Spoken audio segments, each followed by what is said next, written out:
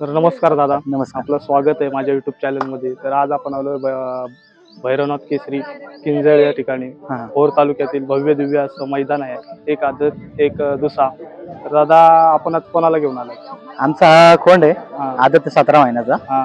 आपली नवीन खरेदी एक 6 महिन्यापूर्वी घेतलेला आहे आपण. आता आपण शिवापूर मध्ये मैदान झालं. हे कालचं. तिथे गट पास केला होता आपण. सेमी मध्ये टाकाटाक्यात आपल्या गाडीने मार खाल्ला.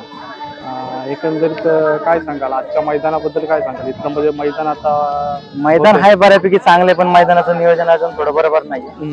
झेंडा पंच व्यवस्थित कामगिरी करत नाहीत. त्यामुळे आता कसं आहे, आता आमची 13व्या गटामध्ये गाडी होती. आम्हाला सांगितलं गाडी धरायला आणि झेंडा टाकून दिला. आमची गाडी खालीच राहिली. निकाल त्यांच्या 2 गावातल्या गाड्या आहेत, त्यामुळे त्यांनी निकाल दुसऱ्याच गाडीला देऊन टाकला. पंचांचं बी त्यांचं नियोजन बरोबर नाहीये. त्यांनी एकमत करून निकाल द्यायला पाहिजेत ना. एकाला कोणाला तरी आम्ही त्यांना म्हणलं होतं 3 चिठ्ठ्या टाका आणि त्यात काय होईल तो निकाल द्या. पण आता त्यांचं काय गावातल्या गाड्या असल्यामुळे त्यांनी त्यांचा तो निकाल देऊन टाकलाय. आता कसं आहे, शेवटी गाववाल्यांचं मैदान असल्यामुळे आपण काय बोलू शकत नाही. बरोबर आहे.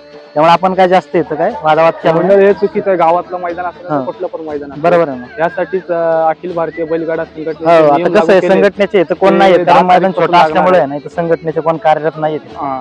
तर त्यामुळे आपण कुणाला काय सांगू शकत नाही. तरी आपण थोडंफार बोललो तिथं, पण त्यांनी काय तिथं रिक्स हे घेतलेलं नाहीये. चला आता शेवटी खेळ आहे म्हटल्यावर.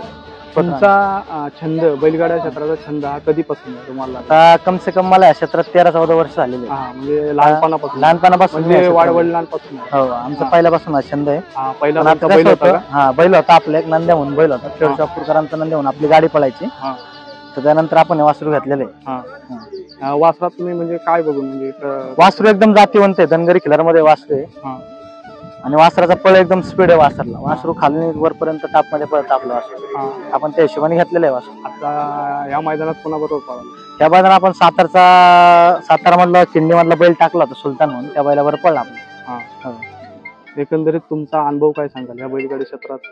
आता तुम्ही आला, तुम्हाला काय वाटतं? म्हणजे नाही एक आपला नाद छंद आहे, त्या हिशोबाने आपण या क्षेत्रात आलेलो आहे. आता याच्यावर गाडी ड्रायव्हर कोण? ड्रायव्हर आपण तसं काय नाही, आपल्याला योग्य वाटेल तो ड्रायव्हर आपण बसवतो.